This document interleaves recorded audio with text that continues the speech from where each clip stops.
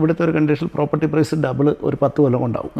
അതായത് 700,000 ഒരു പ്രോപ്പർട്ടി വാങ്ങിയാൽ 10 കൊല്ലം കഴിയുമ്പോൾ അത് 1.4 million ആയി. നോർമൽ സൂപ്പറിൽ കിടക്കുന്ന ഗ്രോത്ത് 6% ഉള്ളൂ. 6% വെച്ചിട്ട് അത് എന്നെ കാണിച്ചാലും അത് ഡബിൾ ആവില്ല 10 കൊല്ലം. നിങ്ങൾ ആ പ്രോപ്പർട്ടി സെല്ല് ചെയ്താൽ ആ പ്രോപ്പർട്ടി എന്നുള്ള ടോട്ടൽ ഇൻകം തിരിച്ച് നമ്മുടെ ആൾക്കാർക്ക് അത് ചെയ്യാനുള്ള കപ്പാസിറ്റി ഉണ്ടോ ഇവിടെ? ഒരു ജനറലി ഇത് പറയുന്നത് നമ്മൾ ജനറലി റെക്കമെൻഡ് ചെയ്യുന്നത് ടോങ്ങേട്ടാ, അതെ, ഈ വീട് മേടിക്കാനായിട്ട് രണ്ടുപേരും ഹസ്ബൻഡും വൈഫും നേഴ്സുമാരാണെന്നുണ്ടെങ്കിൽ എന്തൊക്കെ ഒരു ഓഫർ ഉണ്ടെന്നൊക്കെ പറയുന്നത് എന്താ സംഭവം? അതാ നേഴ്സുമാരാണെങ്കിൽ അവർക്ക് ഓഫറുണ്ട്.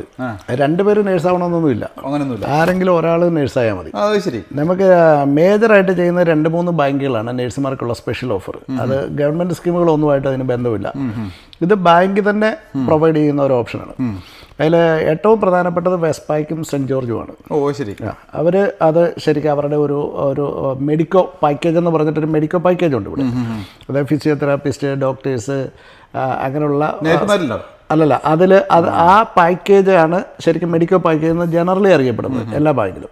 അതിൽ വെസ്പായ്ക്ക് സെൻറ്റ് ജോർജ് എന്താ ചെയ്തതെന്ന് വെച്ച് കഴിഞ്ഞാൽ റീസെൻ്റ്ലി അതിൻ്റെ കൂടെ ഇവർ നേഴ്സുമാരെയും കൂടെ ആഡ് ചെയ്തു. എന്ന് പറഞ്ഞാൽ ഒരു ഡോക്ടറിന് കിട്ടുന്ന എല്ലാ പ്രിവിലേജും നേഴ്സിനും ആ സ്കീമിനകത്ത് കിട്ടും. ഇപ്പോഴും ഉണ്ടല്ലോ അല്ലേ? ഇപ്പോഴും ഉണ്ട്. അത് കണ്ടിന്യൂവേഷനാണ്. അതിൽ 90% ബോറോയിങ് വിത്തൗട്ട് LMI തരും.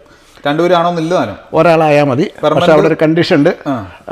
ഒരാൾക്ക് നേഴ്സായിട്ട് വരുന്ന ആൾക്ക്, അത് മെയിൽ ആപ്ലിക്കൻ്റോ ഫീമെയിൽ ആപ്ലിക്കൻ്റോ ആവാം, അവർക്ക് 90,000 ആനുവൽ ഇൻകം ഉണ്ടാവണം. ഇപ്പം ഫോർ എക്സാമ്പിൾ ഷിജു ഇപ്പം നേഴ്സാണ്, പക്ഷേ ഷിജു പാർട്ട് ടൈം ആണ് ചെയ്യുന്നത്. 90,000 ആനുവൽ ഇൻകം ഇല്ലെങ്കിൽ യു ആർ നോട്ട് എലിജിബിൾ.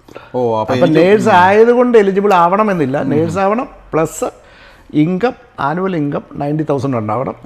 ആ 90,000 അവിടെ ഒരു പ്രത്യേകത ഉണ്ട്. ആ 90,000 നിങ്ങൾക്ക് ഒരു ജോബിൽ നിന്ന് വരണമെന്ന് നിർബന്ധമില്ല. നിങ്ങളിപ്പോൾ 2 ഹോസ്പിറ്റൽ പാർട്ട് ടൈം ചെയ്യുന്നുണ്ട്, രണ്ടും കൂടി ആഡപ്പ് ചെയ്താൽ നിങ്ങൾക്ക് 90,000 വരുമെങ്കിൽ യു ആർ എലിജിബിൾ. പബ്ലിക്കിൽ ഫുൾ ടൈം ചെയ്യുക, പ്രൈവറ്റിൽ ചെയ്യുന്നുണ്ടെങ്കിൽ കവർ ചെയ്യും. അതായത് നിങ്ങളുടെ ഇൻകം സ്റ്റേറ്റ്മെൻറ്റിലെ ഇൻകം ആഡപ്പ് ചെയ്യുമ്പോൾ നിങ്ങൾക്ക് ടോട്ടൽ ഇതുണ്ടാവണം. ജോബ് കറൻ്റ്ലി വർക്കിംഗ് ആയിരിക്കണം. ലാസ്റ്റ് 30 ഡേയ്സിനകത്ത് അതെല്ലാം നോർമൽ ക്രൈറ്റീരിയയാണ്. പേ സ്ലിപ്പ് ഉണ്ടാവണം. അതാണ് സെൻറ്റ് ജോർജിൻ്റെ വെസ്പാക്കിന്. അവിടെ നിങ്ങൾക്ക് ഡോക്ടേഴ്സിന് കിട്ടുന്ന പോലെ തന്നെ 20% ഡിപ്പോസിറ്റ് ഇടുന്ന ഒരാൾക്ക് കിട്ടുന്ന ഇൻട്രസ്റ്റ് റേറ്റുമാണ് നിങ്ങൾക്ക് കിട്ടുക. ഓ ശരി. ഓക്കെ, അപ്പോൾ ബെറ്റർ ഇൻട്രസ്റ്റ് റേറ്റ് നിങ്ങൾക്ക് കിട്ടും. ഇപ്പോഴത്തെ ഒരു ഡീസൻറ്റ് ഇൻട്രസ്റ്റ് റേറ്റ് എത്രയാണ്? ഇപ്പം നമ്മൾ കൊടുക്കുന്ന 5.9 ഒക്കെയാണ്. ഓ variable 90 variable 5.9 variable interest rate നമ്മൾ കൊടുക്കുന്നത്. ഫിക്സഡ് നമുക്ക് 5.39 തൊട്ടുണ്ട്. അതാരാ ചെയ്യുന്നത്? പക്ഷെ അത് ഈ മെഡിക്കോയിൽ കവർ ചെയ്യില്ല കേട്ടോ. അത് ഏത് ബാങ്കാണ്? അത് നമുക്കിപ്പം നിലവിൽ 2-3 ബാങ്കുണ്ട്. മക്കോറി ഉണ്ട്, ലോവർ റേറ്റ് കൊടുക്കുന്ന ബാങ്ക് വെസ്റ്റ് ഉണ്ട്. അതുപോലെ ഇപ്പം റീസെൻ്റ്ലി 1-2 ബാങ്കുകൾ ഇൻട്രസ്റ്റ് റേറ്റ് കുറച്ചിട്ടുണ്ട്. ഇപ്പം ഇവർ തുടങ്ങിയിട്ടുണ്ട്, BCU. അങ്ങനെ ഓരോരുത്തരും ഇങ്ങനെ പുതിയ, അതായത് ഫിക്സഡിൻ്റെ റേറ്റ് എങ്ങനെയാണെന്ന് ചോദിച്ചു കഴിഞ്ഞാൽ വേരിയബിളിൻ്റെ റേറ്റ് കുറയുമെന്നൊരു ട്രെൻഡ് വരുമ്പോൾ ഫിക്സഡ് റേറ്റ് കുറയും. ഫിക്സഡിന് RBIയുടെ റേറ്റുമായിട്ട് വലിയ കൺട്രോളൊന്നുമില്ല. ബാങ്ക് ഇൻഡിപെൻഡൻ്റ്ലി തീരുമാനമാണ്, കാരണം അത് പ്രൈവറ്റ് ഫണ്ടിങ് ആണ്. അപ്പോൾ അതുകൊണ്ട് ഫിക്സഡിൻ്റെ റേറ്റ് ബാങ്കിന് തോന്നുമ്പോൾ കുറയ്ക്കാം, തോന്നുമ്പോൾ കൂട്ടാം. അപ്പോൾ ഇപ്പോൾ അത് കുറഞ്ഞു വരുന്നുണ്ട്. അത് ബെറ്റർ റേറ്റിലേക്ക് വരും. ചേട്ടൻ ഇടയ്ക്ക് ഈ ഓട്ടോമാറ്റിക് ഇമെയിൽ ചേട്ടൻ്റെ വരാൻ അത് ഓൾറെഡി സെറ്റ് ചെയ്തിരിക്കുന്നതാണല്ലോ? അതെ. ഞങ്ങൾ ക്ലയൻസ്, ചേട്ടൻ്റെ ക്ലയൻസിനെല്ലാം ഓട്ടോമാറ്റിക് ഇങ്ങനെ ഒരു ഇത് വരും, RBI ഇത് കുറച്ച് ഓഡിയോ ആയെന്ന് പറഞ്ഞിട്ട്. ആ സംഭവം ഈ RBI അതിനെ പറ്റിയെന്ന് പറയാമോ? അതായത് RBI ആണ് ഓസ്ട്രേലിയയിലെ ഇൻട്രസ്റ്റ് റേറ്റ് കൺട്രോൾ ചെയ്യുന്നത്. RBIയുടെ റേറ്റ് ഇപ്പം ഫോർ എക്സാമ്പിൾ 4.1% ആണെന്ന് വിചാരിക്കുക. 4.1% ഇരിക്കുമ്പോൾ അതിൽ നിന്നൊരു ബഫർ ആഡ് ചെയ്തിട്ടാണ് നോർമൽ ബാങ്കിൻ്റെ സ്റ്റാൻഡേർഡ് വേരിയബിൾ റേറ്റ്. ഇത് പലർക്കും അറിയത്തില്ല. അവർ വിചാരിച്ചേക്കുന്ന അവർക്ക് കിട്ടുന്നതാണ് സ്റ്റാൻഡേർഡ് വേരിയബിൾ റേറ്റ് എന്നാണ്. അത് തെറ്റാണ്. ബാങ്കിൻ്റെ സ്റ്റാൻഡേർഡ് വേരിയബിൾ റേറ്റ് ഇപ്പോഴത്തെ കണ്ടീഷനിൽ ഒരു 8.5-ഉം 8.8 ബിറ്റ്വീൻ 8 and 9 ആണ് ഓരോ ബാങ്കിൻ്റെ റേറ്റ് കിടക്കുന്നത്. ഓണർ ഓക്കുപൈഡ് പ്രോപ്പർട്ടിക്ക് ഇൻവെസ്റ്റ്മെൻ്റ് ആണ് 9ലേക്ക് എത്തും. ഓക്കെ, അതിൽ നിന്നും നമ്മൾ ഡിസ്കൗണ്ട് നെഗോഷിയേറ്റ് ചെയ്യും. ഇതാണ് യഥാർത്ഥത്തിൽ ഒരു ബ്രോക്കർ അല്ലെങ്കിൽ ബാങ്കിൽ ചെല്ലുമ്പോൾ ചെയ്യുന്നത്. ഈ ഡിസ്കൗണ്ട് നെഗോഷിയേഷൻ കപ്പാസിറ്റി വ്യത്യാസപ്പെട്ടിരിക്കും. മനസ്സിലായോ? അത് ലോൺ എമൗണ്ടിനെ ആശ്രയിച്ചിരിക്കും, LVRനെ ആശ്രയിച്ചിരിക്കും, പല എലമെൻ്റ് ഉണ്ട്. അത് വെച്ചിട്ട് ഫോർ എക്സാമ്പിൾ നമുക്കിപ്പോൾ കിട്ടുന്ന ഒരു ഡിസ്കൗണ്ടൊക്കെ ഒരു 2.59 ഒക്കെയാണ് ഓണർ ഓക്കുപൈഡിന് ഡിസ്കൗണ്ട് കിട്ടുന്നത്. ഈ ഡിസ്കൗണ്ട് അപ്ലൈ ചെയ്ത് കഴിയുമ്പോഴാണ് നിങ്ങൾക്ക് കിട്ടുന്ന വേരിയബിൾ റേറ്റ് വരുന്നത്. അതായത് യഥാർത്ഥത്തിൽ നിങ്ങൾക്ക് കിട്ടുന്ന വേരിയബിൾ റേറ്റ് അല്ല, ഞങ്ങളുടെ ഭാഷയിൽ പറഞ്ഞാൽ ഡിസ്കൗണ്ടഡ് വേരിയബിൾ റേറ്റാണ്. മനസ്സിലായി? അതായത് സ്റ്റാൻഡേർഡ് വേരിയബിൾ റേറ്റിൽ നിന്നും ഡിസ്കൗണ്ട് അപ്ലൈ ചെയ്തതിന് ശേഷം കിട്ടുന്ന ഡിസ്കൗണ്ടഡ് വേരിയബിൾ റേറ്റിലാണ് നിങ്ങൾ നിൽക്കുന്നത്. ഇതിൻ്റെ ഗുണം എവിടെയാണെന്ന് ചോദിച്ചു കഴിഞ്ഞാൽ RBI എപ്പോൾ ഇൻട്രസ്റ്റ് റേറ്റ് താത്തുന്നോ ആ സമയത്ത് ഈ റേറ്റ് താഴും. പക്ഷേ RBIയുടെ റേറ്റ് അല്ല ആപ്ലിക്കബിൾ. എന്നെ ഒത്തിരി പേര് RBIയുടെ റേറ്റ് കഴിഞ്ഞ് RBI 4.1% ആയിട്ട് ഹോൾഡ് ചെയ്തു എന്ന് പറയുമ്പോൾ എന്നോട് വിളിച്ചു ചോദിക്കും, അപ്പം ഞങ്ങളുടെ റേറ്റ് നാളെ തൊട്ട് 4.1 ആയില്ലേ. അതെ അതെ, യഥാർത്ഥത്തിൽ അത് കുറയുന്നില്ല. കുറയുന്നത് ആക്ച്വലി നമ്മുടെ RBIയുടെ റേറ്റ് കുറയുന്നതനുസരിച്ച് സ്റ്റാൻഡേർഡ് വേരിയബിൾ റേറ്റ് കുറയും. സ്റ്റാൻഡേർഡ് വേരിയബിൾ റേറ്റ് കുറയുന്നതനുസരിച്ച് ഡിസ്കൗണ്ട് അപ്ലൈ ചെയ്ത് കഴിയുമ്പോൾ വരുന്ന നമ്മുടെ ഡിസ്കൗണ്ടഡ് വേരിയബിൾ റേറ്റും കുറയും. ഇതാണ് യഥാർത്ഥത്തിൽ സംഭവിക്കുന്നത്. ഈ ഡിസ്കൗണ്ട് കിട്ടുന്ന ഒരു ബെനിഫിറ്റ് എവിടെയാണെന്നറിയോ? പലരും പറയും, ചേട്ടാ റീഫൈനാൻസ് ചെയ്യാനൊക്കെ വരുന്നവരുണ്ടല്ലോ, അവരെൻ്റെ അടുത്ത് പറയും, ചേട്ടാ ഞങ്ങളുടെ ഇൻട്രസ്റ്റ് റേറ്റ് തമ്മിൽ ഒരു ചെറിയ മാറ്റമുള്ളല്ലോ, നമ്മൾ എന്തിനാണ് ചെയ്യുന്നത്?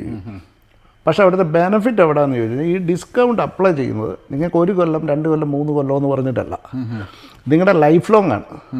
മനസ്സിലായി? As long as you are staying with that bank and as long as your loan is existing with that bank, that discount will apply.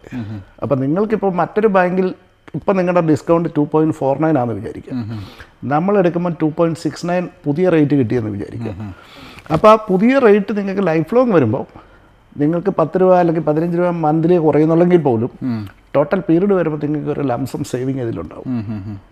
ചേട്ടാ ഇനിയിപ്പോൾ ചോദിക്കാനുള്ളത് നമ്മുടെ സൂപ്പർ വെച്ച് എങ്ങനെ നമ്മുടെ സൂപ്പർ നമ്മുടെ നാട്ടിലെ PF ഒക്കെ വെച്ച് അപ്പോൾ കോവിഡ് സമയത്ത് അത് ബ്രേക്ക് ചെയ്ത് ആ ഫണ്ട് നമുക്ക് എടുക്കാമെന്നൊക്കെ പറഞ്ഞൊക്കെ വരുമായിരുന്നു. ഞാനും ചിന്തിച്ചിട്ടുണ്ടോ കൊള്ളാലോ, അത് വെച്ചിട്ട് എങ്ങനെയാണ് ലോൺ എടുക്കുന്നതെന്ന് പറഞ്ഞു കൊടുത്തു. അല്ല, സൂപ്പറിൽ നമ്മൾ ചെയ്യുന്നത് സൂപ്പർ വെച്ചിട്ടുള്ള ഇൻവെസ്റ്റ്മെൻറ്റാണ്.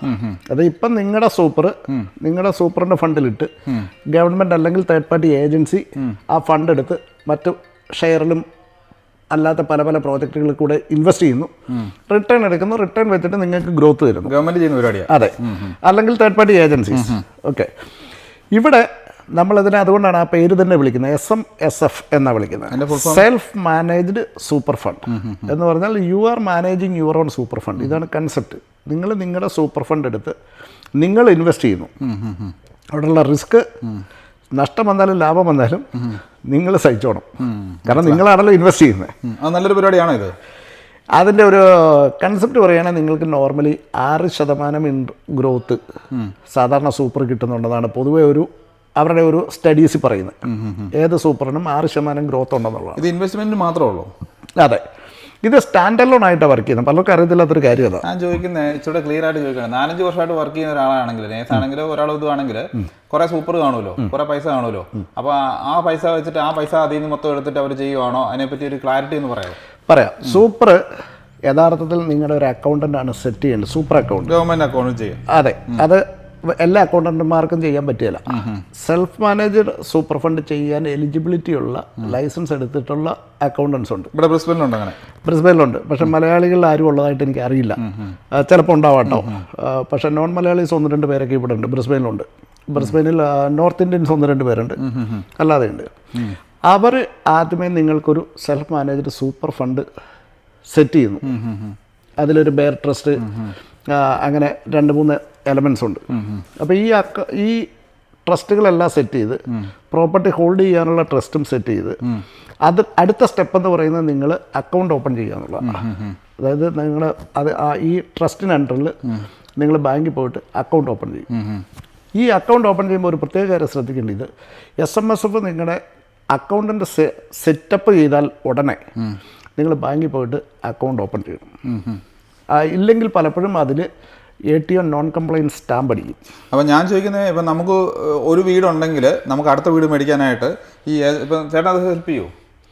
അല്ല, ഞാൻ പറഞ്ഞു, ഞാൻ അതിലേക്കാണ് വരുന്നത്. അപ്പോൾ ഈ അക്കൗണ്ട് സെറ്റ് ചെയ്ത് കഴിഞ്ഞാൽ നമ്മൾ ഫണ്ട് മാറ്റുന്നു, ഫണ്ട് മാറ്റി ഇൻവെസ്റ്റ് ചെയ്യുന്നു. ഈ ഇൻവെസ്റ്റ് ചെയ്യുമ്പോൾ പലർക്കും ഒരു ധാരണയുണ്ട്, എൻ്റെ കയ്യിൽ കുറച്ച് പൈസയുണ്ട്, അതും സൂപ്പറും കൂടി ഇട്ട് ഇത് വർക്കൗട്ട് ചെയ്യാമെന്ന്. പറ്റില്ല. സൂപ്പർ ഒരു സ്റ്റാൻഡ് അലോൺ എലമെൻറ്റ് മാത്രമാണ്. സൂപ്പറിൽ നിന്നും ഫണ്ട് എടുക്കുക, ഇൻവെസ്റ്റ് ചെയ്യുക, ഡിസ്പോസ് ചെയ്യുക, തിരിച്ച ഫണ്ട് സൂപ്പറിൽ പോകും.